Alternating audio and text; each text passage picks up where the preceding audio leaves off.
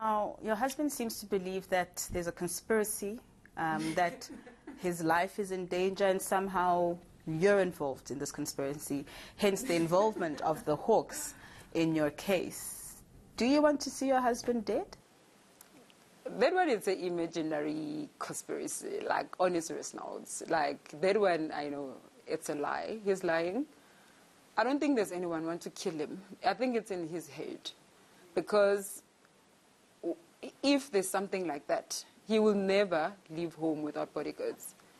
Even now, during the lockdown, he was driving himself. Bodyguards were paid at Lutuli House to drive him around, but they never come home.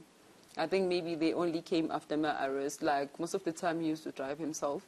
And also before then, when we go on Sundays, like we will go to Sentin, maybe he will take me to do my facial, or we'll go out. We used to drive just the two of us.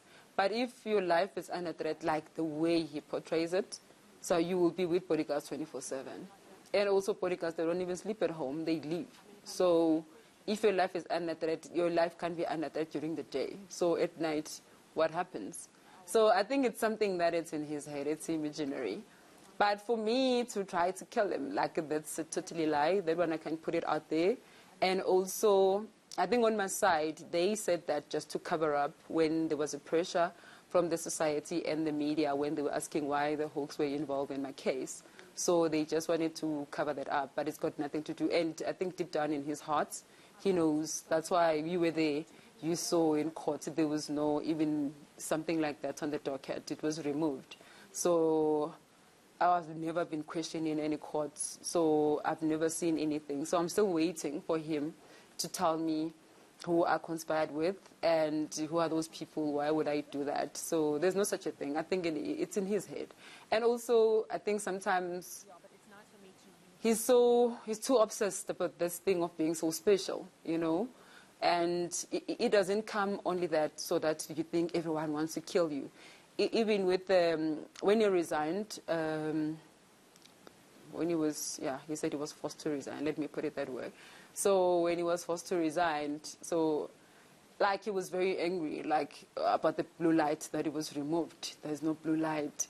So I never knew that he was so attached to power and so attached to all these things, and he became so paranoid. He became such an angry person, because he wanted this blue light. And I remember the other time we were at Mandeni, and he called Minister Pegitele. He told him that there were people outside the house at night who are carrying guns, who want to kill him.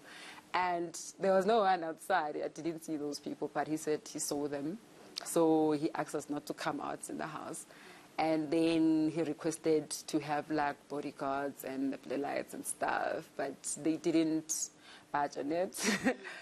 But I don't think there's anyone who wants to kill him, on his first note. I think it's in his head, you know. Sometimes when you are in power for too long and you get attached to it, you think it's a must to have.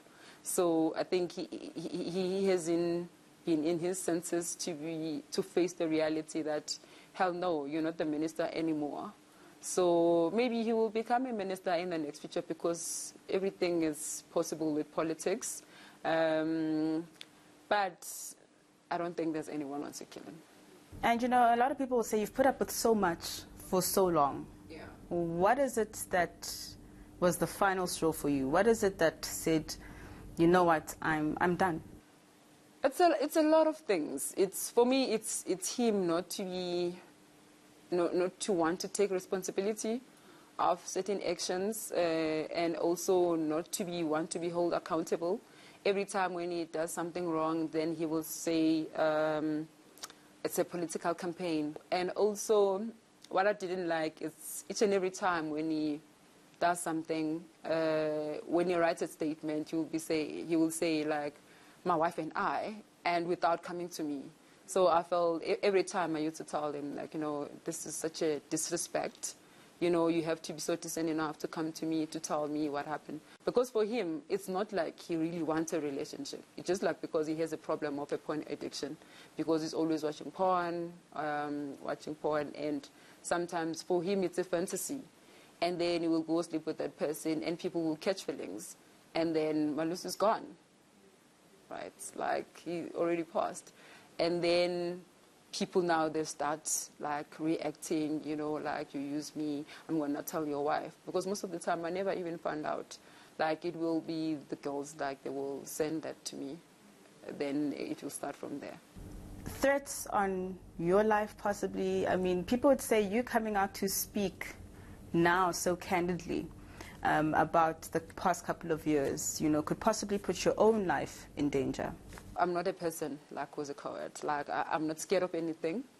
So all of us will die in one day. If that's my calling, to die like that, like, let it be. But I will never stop living my life to the fullest just because I'm scared of him. You know, I'm not scared of him. I'm not scared of anyone. And people sometimes we were like, no, you wouldn't disappear, you know, comrades. And also when the Hawks were involved, people were so scared. Me, I'm so chilled. Like, I'm so chilled. So it's up to him. If he wants us to be civil, because that's what I proposed before the whole drama, I think it was early this year, and I think I stopped posting him last year. So I wanted to focus on myself, focus on my kids, focus on my things. So when he saw that, like, I'm so out of his life, then that's where he started, like, following me, started, like, being so moody and saying all these things about me. But being scared now. So they can threaten me, but I know what to do. Like there's law out there. As much as he think maybe just because, you know, people in positions, or maybe he will use power over me, but even the host can be held accountable. I know my rights. I have, like, a best legal team. So I'm not scared of anything, especially him. I'm not scared of him.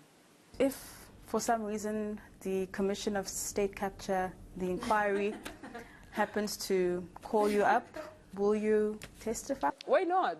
I'm a South African citizen. So I will go. I will say my part. Like, he knows I'm a very honest person. So I will say what I know. If I don't know something, I don't know it. And also, because I know he's that kind of a person, even he knows something, he always say, I don't recall, I don't recall.